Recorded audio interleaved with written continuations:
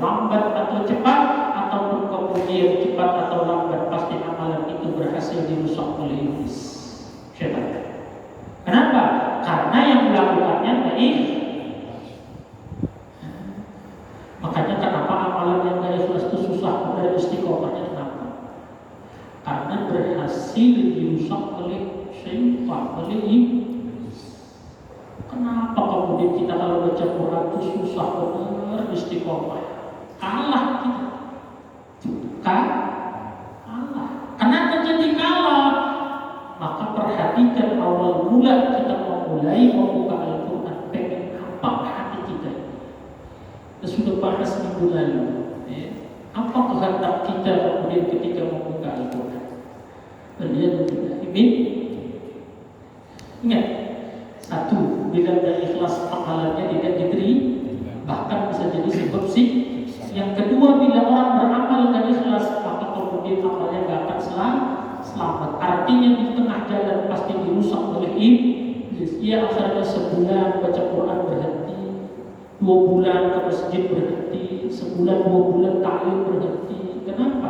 Gak ikhlas dari awalnya. Asal ikhlas saja gak akan bisa dirusak oleh iblis. Sampai Allah sampai iblisnya sendiri loh yang ngomong. Kita tuh kan begini, kalau ada maling kemudian kata polisi biar maling itu gak mencuri begini, masih tidak terlalu percaya. Tapi kalau malingnya sendiri yang ngomong, coba, supaya kata maling rumah jangan kami bisa masuk begini, berarti ini valid toh. Iblis sendiri yang ngomong bahwa yang tidak bisa dirusak oleh dikalahkan oleh iblis adalah amalan dari orang yang indah ibadah itu berkuasa. 2, 3, orang yang beramalan yang ikhlas itu, yang ibadahnya kemudian tidak ikhlas. Satu ketika kata Imam Ghazali, terjadi ada seorang laki-laki yang dia kemudian memakai cadar seperti perempuan. Jadi kan orang-orang di Arab itu kan mereka pakai cadar. Jadi pernah lihat dari berita yang ramai beberapa waktu lalu kasus laki-laki kemudian yang pakai cadar dan dia hobinya ngumpulnya di tempat perempuan, ya kan, yang pakai cadar dia itu terjadi zaman dulu sudah ada. Yang dalam Ihya Ulumuddin coba lihat ceritanya itu ada seorang laki-laki yang dia pakai cadar dan dia kemudian ngumpul di tempat perempuan. Satu ketika bahasanya dia ngumpul di tempat perempuan yang sedang lagi apa pokoknya ngumpul aja. Nah, dia padahal dia laki-laki, karena kan semua perempuan bercadar, gak ketahuan kemudian mana orang laki mana perempuan, sama semuanya. Tiba-tiba seorang perempuan berteriak kehilangan kemudian permata atau kehilangan perhiasannya nanti. Kata perempuan, saya kehilangan seorang perempuan dari perkumpulan perempuan-perempuan itu tadi, teriak saya kehilangan perhiasan. Maka dengan segera kemudian tuan rumah mengatakan tutup semua pintu dan jendela, dan ada boleh seorang pun di dalam sini yang keluar kecuali setelah digeledah. Habis digeledah perempuan-perempuan bercadar yang lainnya, tidak ada barang yang ditemukan. Tinggal berdua lagi, perempuan satu sama yang laki-laki yang bercadar. Laki-laki ini kalau kemudian sekalipun nggak ketahuan mencuri itu perhiasan, dia bakalan ketahuan bahwa dia adalah laki-laki. Ini yang jadi masalah di dia. Nah, pada saat kondisi seperti itu, dia berdoa kepada Allah Subhanahu wa Ta'ala dengan doa yang kemudian benar-benar penuh keikhlasan sampai dia berjanji, ya Allah, kalau selamat hari ini kemudian maka taubat saya tidak akan mengerjakan ini lagi. Begitu selesai perempuan yang satu dibuka, digeledah, tinggal dia sendiri terakhir. Begitu mau digeledah, perempuan yang teriak kehilangan tadi teriak lagi, cukup, sudah, itu perempuan bebaskan, saya sudah ketemu perhiasannya, selamat dia. Satu ketika cerita yang lain, Sayyidina Umar waktu jadi presiden pernah ketemu seorang pemuda bawa minuman di kantong gamisnya. Mungkin botolnya kecil kali ya, minuman apa tuh yang botolnya kecil? Sini, cuma sama Sayyidina Umar kelihatan dia bawa minuman khamar. Berpapasan dengan Sayyidina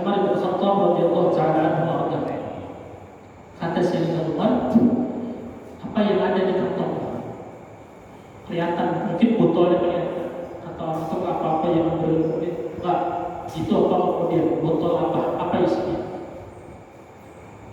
Nah, kata Pak Umar, keluarkan. Kata si Umar, keluarkan. Saya pengen lihat.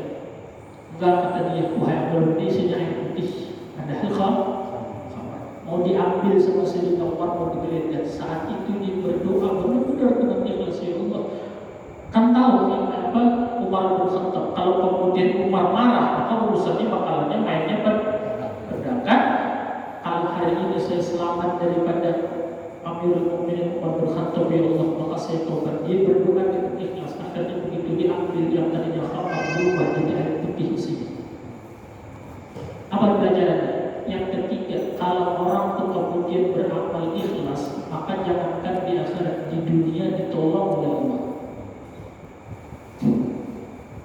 Artinya bilanya sebaliknya, bila beramal itu nggak ikhlas, bila melakukan sesuatu nggak ikhlas, maka jangan harap ada pertolongan dari Allah. Kita tuh berusaha niatnya semata-mata pengen kaya, berarti kemudian benar tujuannya nggak ada hubungannya dengan Allah. Berarti kita berusaha itu kemudian tidak ikhlas, maka jangan harap ada pertolongan Allah. Kalau memang benar ikhlas, maka Allah pasti menolong. Ini keistimewaan ikhlas. Jangankan di akhirat, di dunia pun akan ditolong oleh Allah. Mudah-mudahan kita kemudian pelan-pelan berubah akhlak kita dalam beribadah itu yang tadinya tujuannya makhluk berubah pelan-pelan menuju Allah Subhanahu wa Ta'ala. Qal Sari As-Saqati rahimahullah, maka berkata Sari As-Saqati masih dalam Ihya Ulumuddin, kata Imam seorang ulama ahli sufi Sari As-Saqati rahimahullah ta'ala, li'an tusalli rak'atayn fil khatwah takhlisuha khairun laka min an taktuba 70 hadisan aw 700 bi'ulumi. Kata Sari As-Saqati, seorang ulama ahli tasawuf, guru daripada Junaid al-Baghdadi. Sari As-Saqati ini gurunya Junaid al-Baghdadi. Apa kata beliau? 2 rakaat yang ikhlas itu lebih baik bagi engkau daripada menulis 70 atau bahkan 700 hadis tapi dengan kesombongan atau dengan tiada ikhlas. 2 rakaat lebih baik dengan ikhlas daripada kemudian menulis ratusan hadis.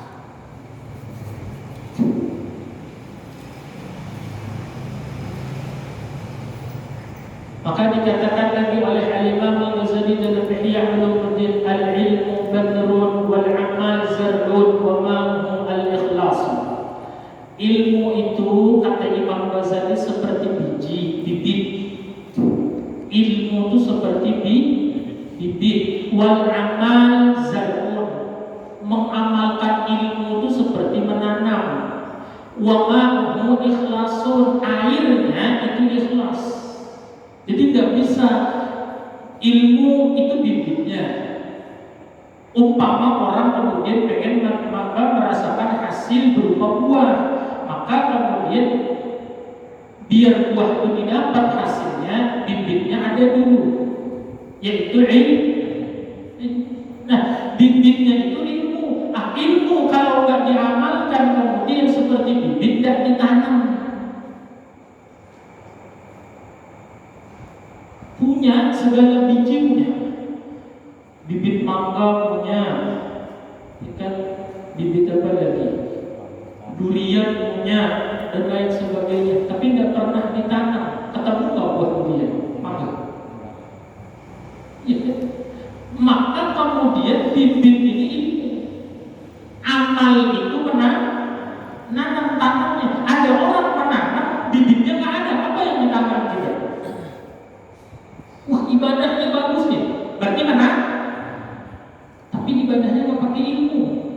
Berarti orang nanam tanpa apa yang ditanam? Ada orang bibitnya ada tapi tidak ditanam-tanam, tidak bisa. Ada bibit dan tidak ditanam. Ini kata Imam Ghazali, ilmu itu seperti bibit, amal itu seperti menanam. Maka airnya untuk kebutuhan pokoknya si tanaman itu ikhlas. Habis ada bijinya, bibitnya bijinya, ditanamnya, habis ditanam nggak pernah disiram, dibiarkan aja. Hasil. Maka kata Imam Ghazali, bilanya ada bibit tanam. Kalau tanam jaga, siram dengan ikhlas. Yang repot kemudian biji daunnya nanam enggak, pengen hasil. Jadi mana bisa? Ingin ngaji enggak, beramal semaunya, pengen kemudian selamat dunia. Artinya pengen buat, bisa Ustaz beli ke pasar. Ya di dunia itu bisa beli ke pasar. Kalau nanti di akhirat beli mana? Kalau mau bibitnya sediakan, setelah punya maka tanam, setelah tanam siram, kemudian siramnya dengan apa? Dengan baik. Ya. Dikatakan lagi idza, perhatikan ini, idza abghadallahu 'abdan, jika Allah kemudian marah kepada seorang hamba, jika Allah membenci seorang hamba, idza abghadallahu 'abdan. Kata Imam Al-Ghazali, jika Allah membenci seseorang, a'tahu thalathan wa mana'ahu thalathan, Allah akan beri orang itu 3 dan Allah akan cegah dari orang itu 3. Ini ciri orang itu Allah, bahasanya apa ya? Allah marah, Allah gedek, Allah benci kepada seorang hamba. Cirinya apa? Allah beri 3. Yang 3 ini sebenarnya nikmat, tapi Allah cegah hamba ini dari 3 hal lain yang menjadikan 3 nikmat ini tadi jadi tanda kemarahan atau kemurkaan Allah. Yang pertama kemudian Allah Subhanahu wa taala memberikan dia a'tahu suhbatas salihin wa mana'ahu al-qabul minhum. Allah beri dia kemudian punya kawan, punya sahabat, dekat dengan orang-orang saleh, tapi Allah cegah dia menuruti, meniru atau meneladani akhlak, amal, ilmunya orang saleh itu tadi. Ini tanda Allah marah. Ya, dikatakan lihat dalam kitab Ihya Ulumuddin, kitab Niyah wal Ikhlas was-Sidq, bab kemudian tentang fadailul ikhlas. Ya, dikatakan oleh ulama bahwa ciri tanda Allah marah, apalagi marah kepada seseorang, Allah berikan 3, Allah cegah 3. Apa yang pertama dari 3 itu? Allah beri dia kawan orang-orang saleh. Bahasanya nih, maaf ya, dia dekatnya sama ustaz, sama kiai, dia dekatnya sama apa, tapi minta maaf, amalnya, kelakuannya, ilmunya sama sekali kagak mencontoh ke orang-orang saleh yang dia dekat. Ini bukan tanda kebaikan, tanda Allah marah.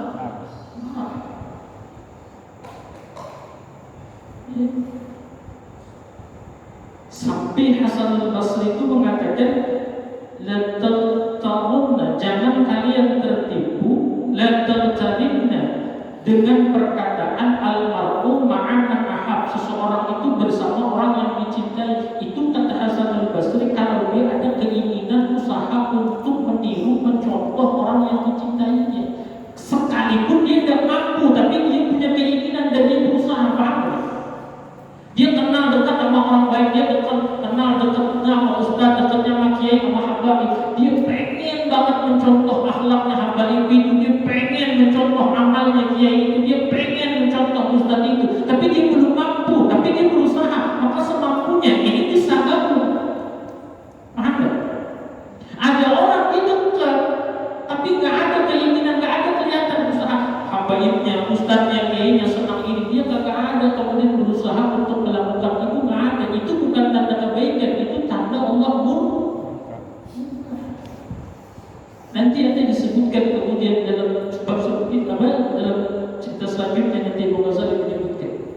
Jadi tahan dulu kebanggaan, kita kenal banyak orang soleh, kenal ustaz ini, kenal kiai ini, kenal habaib ini. Tanya diri kita, ada nggak sisi diri kita ini perbuatan yang mencontoh mereka?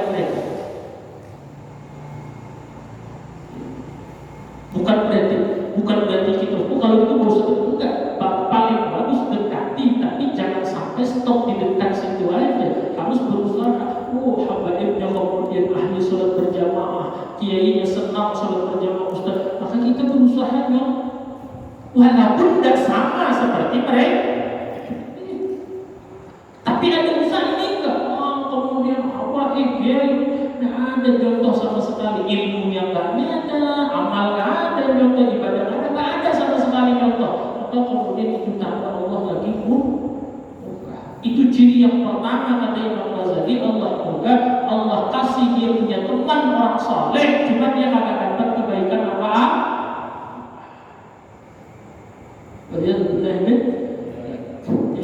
Yang kedua dikatakan lagi oleh Imam Ghazali bahwa wa'atahu Allah Subhanahu wa taala berikan dia kemudian al-amal salih, amal-amal kemampuan atau taufik untuk melakukan amal saleh wa manahul ikhlas. Ini bahasa kita. Dia sudah dimudahkan oleh Allah beribadah, cuman kemudian Allah akan kasih dia dalam amal ibadah itu tadi ikhlas. Ini tanda kemudian Allah lagi satu, kalau Allah marah kepada orang itu, Allah bisa dekatkan dia dengan orang saleh tapi nggak kelihatan dia mencontoh orang saleh itu nggak kelihatan. Dua, kemudian kalau Allah marah, Allah kasih dia beramal beribadah tapi Allah nggak kasih ikhlas. Yang ketiga, kemudian kata Imam Ghazali, atahallahul hikmah, kemudian wa mana'ahu sidq. Nah ini yang banyak kita ambil. Orang ini sudah dapat ilmu nih. Hikmah itu orang ini sudah dapat ilmu, dia paham sudah ilmunya. Ini saya ambil contoh aja yang biar mudah paham. Orang ini ngerti sudah bahwa riba itu hukumnya haram, paham sudah. Lalu orang ini misalnya berusaha, lalu dan dengan berusaha itu kemudian dia masih melaksanakan riba itu tadi, masih melaksanakan riba itu tadi. Dia kan ilmunya paham nih, tapi melanggar. Allah kasih usahanya bangkrut, ya. Dan dia sadar nih bahwa usahanya gagal nih gara-gara kemudian misalnya contoh ya, dia kemudian melaksanakan riba, yang dia ilmunya tahu bahwa riba itu haram, tapi masih juga gak mau belajar, diulang lagi. Itu tanda Allah marah. Allah kasih dia sudah ngalamin sendiri, bukan teori dari bahasanya nih. Dia udah ngalamin sendiri, oh ternyata saya kalau kemudian kerja tempat sholat tuh hasilnya begini. Udah tahu, dia udah ngamalin, tapi dia nggak bisa merubah dirinya dari pengalaman itu, paham dari bahasa tadi. Ya. Orang itu sudah ngalamin, sudah merasakan, pernah sudah, bahkan kemudian bukan secara teori lagi, dia sudah mengalami secara prakteknya. Dia udah tahu, dia berusaha segini sampai meninggalkan ibadah, sampai meninggalkan ta'lim, ternyata usahanya hasilnya begini, dia paham, tapi nggak bisa belajar orang ini. Nah itu juga kemudian tanda Allah Subhanahu wa taala min. Jadi tiga ini waliyadzubillah, kalau kita cek di diri kita jangan sampai ada yang pertama kemudian kita dekat orang-orang saleh, kita kemudian dekat orang-orang baik, tapi kita nggak ada contoh kebaikan itu sedikit pun. Dua, kita sudah mampu beramal, tapi kemudian kita tidak mampu untuk ikhlas. Yang ketiga, kemudian sering kita mengalami kerja nggak tahu halal, nggak tahu haram, ambil deh. Halal haram ambil, halal haram punya, kemudian yang penting bonusnya banyak. Halal haram ambil, halal haram ambil. Allah bikin kemudian kita ambil, Allah bikin jatuh sejatuh-jatuhnya, Allah bikin bangkrut sebangkrut-bangkrutnya. Dia kemudian ambil. Ini mungkin gara-gara dosa saya, ini kemudian dulu kerja sholat kagak, halal haram gak peduli, sekarang saya bangkrut. Ini begitu dikasih Allah jalan lagi, kemudian tetap balik lagi kayak dulu tuh. Ada nggak model kayak begitu tuh? Ikan dan merasa dan tahu bahwa penyebabnya yang terjadi sekarang adalah kesalahannya ini, tapi begitu sudah dikasih jalan nggak mau berubah. Udah tuh, ya. Pantas benar orang kayak begitu kemudian dimarahi oleh Allah Subhanahu wa taala. Benar semua benar. Jadi nikmat yang besar itu ketika kita mampu beramal dan juga kita mampu diberikan oleh Allah dengan ikhlas. Terakhir, wa qala Muhammad bin Sa'id al-Marwazi rahimahullah ta'ala. Ini saya rasa paling penting dari apa yang kita sampaikan dalam hari ini. Berkata seorang ulama bernama Abu Sa'id al-Marwazi rahimahullah ta'ala, Muhammad bin Sa'id al-Marwazi rahimahullah ta'ala, kata beliau, al-amru kulluhu yarji'u ila aslain. Ini paling penting. Semua persoalan, semua urusan, semua perkara itu ujung-ujungnya kemudian kembali kepada dua kesimpulan saja. Jadi kita kan macam-macam ya hidup di masalahnya. Urusan ekonomi ada zaman sekarang nih, urusan apa lagi? Ketakutan ada, sampai dikatakan ada ulama yang mengatakan firman Allah yang walanabluwannakum bisyai'in minal khauf wal ju' wa naqsin minal amwal wal anfus wal thamarat. Berarti berapa ujian itu Allah sebut? Walanabluwannakum, dan pasti kami akan uji kalian, dan pasti kami akan uji kalian bisyai'in, dengan sedikit. Syai'in di situ maknanya bukan sesuatu, tapi bil galil. Kami akan menguji sedikit. Artinya masih ada ujian yang lebih besar enggak? Walanabluwannakum bisyai'in minal khauf, kami pasti akan uji kalian dengan sedikit dari rasa takut. Sedikit ketakutan. Pertanyaannya, sekarang ketakutan itu ada enggak? Tadinya semua bebas, sekarang mulai takut. Padahal yang datang kemudian baru bentuknya virus. Dan itu bukan sesuatu yang besar loh. Al-Quran menyebutnya bisyai'in, sedikit. Wa naqsin minal amwal, ekonomi jatuh. Terjadi tidak? Iya. Rasa takut ada? Ada. Naqsin minal amwal, ekonomi jatuh. Wal anfus, banyak yang mati. Anfus itu jiwa, nyawa. Banyak. Wat thamarat, kurang bahan makanan. Terjadi. Bayangkan zaman sekarang ujian ini dalam Al-Quran. Walanabluwannakum bisyai'in minal khawfi wal ju'i wa naqsin minal amwal wal anfusi wath thamarat. Kata Allah, pasti kalian akan kami uji dengan sedikit rasa takut. Terjadi gitu sekarang. Wa naqsin minal amwal, kekurangan harta. Yang tadinya biasanya gaji sekian juta sekarang jadi sekian. Ya, kurang. Wal anfus, banyak yang mati atau banyak yang sakit. Kemudian wasamarat, samaratnya artinya buah-buahan, tapi maksudnya adalah bahan makanan. Kemudian artinya persoalan sekarang macam-macam perkaranya banyak. Tapi ingat nih rumusnya. Imam Ghazali masih tahu melalui perkataan ulama. Rumusnya cuma yang banyak itu tadi, entah masalah pekerjaan kah, entah masalah ekonomi kah, masalah rumah tangga kah, pokoknya perkara apapun asal yang kembalinya kepada dua hal. Fi'lun minka, fi'lun minhu bik, wa fi'lun minka. Fi'lun minhu bika wa fi'lun minka lahu. Yang mana tadi ujungnya hanya dua. Satu, fi'lun, perbuatan, minhu, daripada Allah, bika, kepada kita. Ya. Yang kedua, wa fi'lun minka lahu, perbuatan kita kepada Allah. Jadi masalah yang banyak itu, persoalan yang banyak itu, apapun jenisnya, ujungnya kata ulama cuma dua bentuknya. Kalau enggak Allah memperbuat untuk kita, atau perbuatan Allah kepada kita, maka kemudian kedua kemungkinannya perbuatan kita kepada Allah. Jadi semua urusan di dunia ini dua-duanya. Kalau enggak perbuatan Allah untuk kita, atau perbuatan secara zahir, atau perbuatan kita untuk Allah. Coba kita cek, benar? Penyakit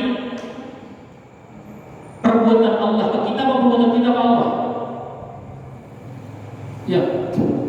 Siapa yang datangkan penyakit? Allah. Yang kena? Berarti dari ke? Ya. Penyakit berarti perbuatan Allah kepada kita. Ingat ya, segala apapun persoalan ujung-ujungnya kesimpulannya cuma dua. Kalau enggak perbuatan Allah untuk kita, artinya Allah yang mentakdirkan untuk kita, atau kita melakukan untuk Allah. Dua-duanya. Sakit, kalau virus perbuatan siapa? Allah untuk. Kalau sholat, kita untuk. Sedekah, duit kurang, kita untuk Allah atau Allah untuk kita nih? Allah untuk kita. Semua cek aja apa aja. Ya Allah, saya kok sekarang hidup banyak banget masalah. Masalah dari untuk. Berarti perbuatan siapa kepada siapa? Allah kepada kita. Kita kemudian lagi sholat sunnah, sholat tahajud, perbuatan kita untuk Allah. Kita sedekah, kita untuk Allah. Pekerjaan kita diambil Allah untuk. Semuanya balik-baliknya cuma dua. Ingat ya, apapun yang terjadi itu duanya aja lorongnya, duanya aja jalurnya. Kalau enggak itu perbuatan Allah untuk kita, maka itu perbuatan kita untuk Allah. Saya lagi sholat, berarti saya kepada Allah. Saya lagi ditimpa penyakit, Allah kepada saya. Paham? Ya, dua ini aja kan? Nah, lihat nih maksudnya. Fatarda ma fa'ala wa takhlis fi ma ta'mal. Ini lagi tadi. Fatarda ma fa'ala, maka bila yang datang dari Allah ke kita ridho, dan bila yang dari kita ke Allah ikhlas. Ya. Semua urusan kejadian di alam dunia ini hanya dua kemungkinannya. Perbuatan Allah kepada kita atau perbuatan kita kepada Allah. Maka kata Muhammad bin Sa'id al-Marwazi dinukil dari Imam al-Ghazali dalam Ihya Ulumuddinnya, fatarda mafa'ala, maka bila itu perbuatan Allah ke kita ridho, cara menyikapinya. Arti ridho terima, tapi patakhlis bima ta'mal, kalau itu dari kita ke Allah maka ikhlas. Kalau penyakit ridho apa ikhlas? Ridho. Kalau kemudian duit tinggal dikit, kalau sedekah, kalau ngaji, ikhlas. Kalau istri diambil orang, lawan, ikhlas. Masa ikhlas? Bila bisa dua ini tadi. Fatidan anta, bila engkau mampu dua ini, kata ulama kemudian sa'idta bihinna, maka pasti bihadain. Sa'idta bihadain, maka kau pasti akan dapat yang namanya kebahagiaan dengan dua hal tadi. Wa fusta fid darain, kau pasti beruntung dunia akhirat. Ya. Jadi kunci kebahagiaan, kunci keberuntungan dunia dan akhirat itu cuma dua. Bilanya itu perbuatan Allah kepada kita, terima dengan ridho. Tapi bilanya itu perbuatan kita kepada Allah ikhlas, maka fa'idan anta, jika engkau bisa melakukan dua ini, sa'idta, kau pasti bahagia, bihadain, dengan dua hal ini. Wa fuzta, kau pasti beruntung, tu fi'il madhi, pasti beruntung, fiddarain, di dunia dan di akhirat. Jadi kuncinya semua persoalan itu cuma dua. Satu ridho, dua. Kapan kita ridho? bila itu datang dari Allah kepada diberi Allah duit 2 miliar. Tidak ada amin. Jawabannya saya tadi minta ridho sama kapan diajari amin, nggak ada. Bisa ngarang sendiri ini susah. Zaman kayak begini saya ulang nih, dikasih Allah duit 2 miliar. Itu mungkin itu pengennya kalian kan? Dikasih 2.000.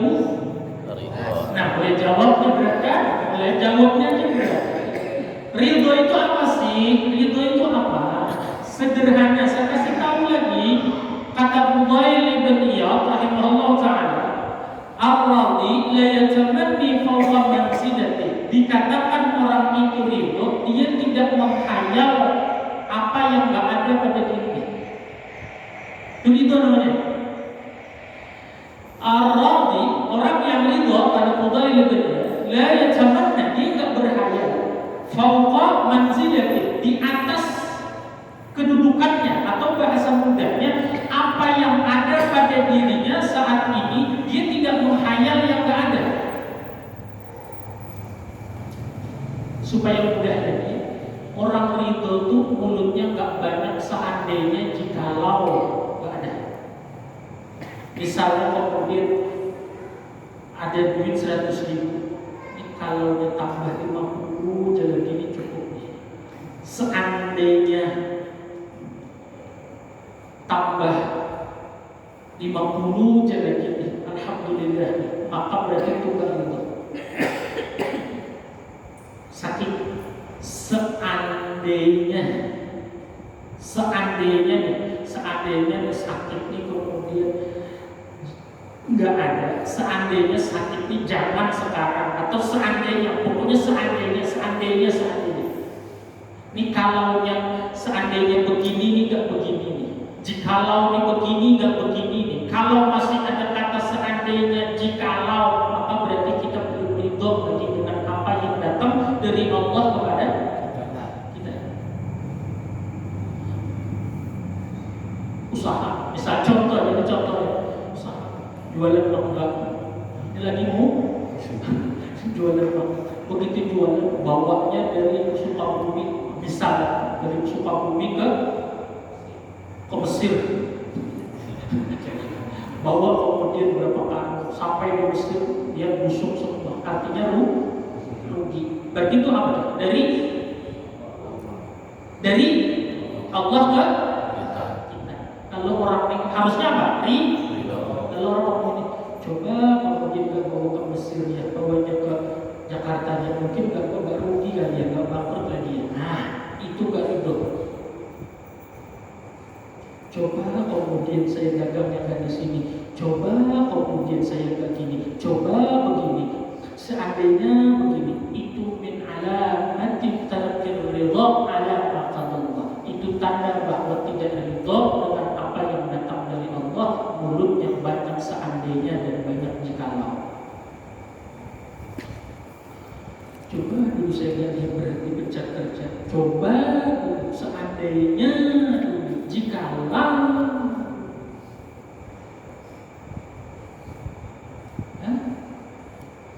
Coba nggak ada COVID, ada nggak? Ada nggak? Ada. Coba jikalau, berarti nggak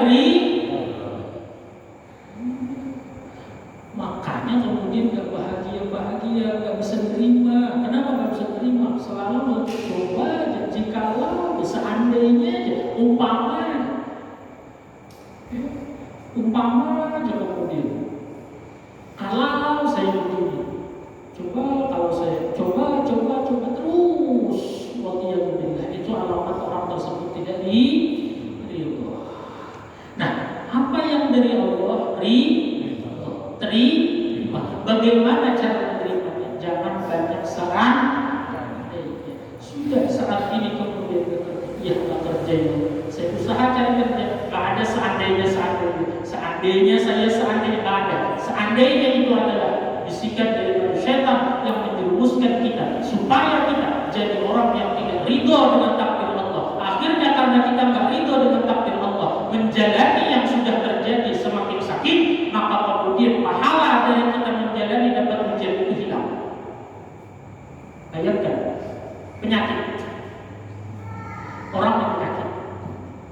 dia nggak terima, tapi penyakitnya ada nggak? Sama kayak orang Pak nikah dengan orang yang gak dia cintai loh. Orang yang nikah, tapi dia nggak cinta dengan orang yang dia nolak, bahagia kan ya? Belum tentu. Banyak yang gak cinta 6 loh anak. Ya, umumnya nggak bahagia. Alasan kenapa? Saya nggak terima dia, saya nggak terima dia, saya nggak cinta dia, saya nggak suka dia. Tapi udah nikah loh. Nikah, artinya ada. Maka dia hari-hari hidup dengan orang itu akan sakit. Coba kalau dia begini, mungkin saya sekarang belum cinta, tapi nanti seiring berjalannya waktu, wisdom. Apa? Ini dia. Apa tuh yang jujur gitu aja. Jalan apa sih? Ya itulah pokoknya lah ya. Saya susah menurutnya. Nanti ujung-ujungnya bisa mungkin saya belajar mencintai. Bener Pak. Akhirnya yang tadinya nggak cinta setahun tasnya, setahun hamil. Bener. Kenapa? Karena mau menerima. Yang nggak terima tadi Pak Yono. Sama. Sekarang keadaannya minta maaf biasa belak-belakan aja. Nggak kerja lagi sekarang. Terima nggak terima kerja nggak? Apa kita saya nggak terima? Seandainya kerja, apa ada kerjaan? Ada. Seandainya tadi. Paham kan ya? Saya bolak balik biar buyar sekalian ya. Nah, kita nih kemudian nggak kerja, lalu kita seandainya aja kemudian COVID nggak ada, nggak akan gini saya. Seandainya saya kerja 2 bulan kemarin dan kumpul berapa juta nih, bisa bikin rumah di sini, bikin tanah di sini, bisa bikin bangun nih. Kerjanya ada nggak? Ada yang menghayati itu tadi. Ada kerjaannya. Ya. Tetap kita terima nggak terima, maka kerjaannya nggak akan ada. Begitu kita nggak terima, maka semakin hari kita semakin sakit. Akhirnya makin hari makin sakit. Begitu makin hari makin sakit, artinya makin tersiksa dia karena nggak ada kerjaannya tadi. Dan akhirnya yang seharusnya nggak ada kerjaannya jadi datang pahala bagi dia. Betapa Allah kasih sayangnya. Yang harusnya dia nggak ada kerjaan bisa buka Al-Quran, dia bisa kemudian istiqomah sholat sunnah, dia bisa banyak baca sholawat. Tapi karena dia sibuk seandainya jikalau buru-buru bisa buka Al-Quran, yang ada kemudian tidur makan, ngeluh tidur makan, yang harusnya jadi datang pahala nggak jadi apa? Caranya setan membujuknya, kata setan seandainya, jikalau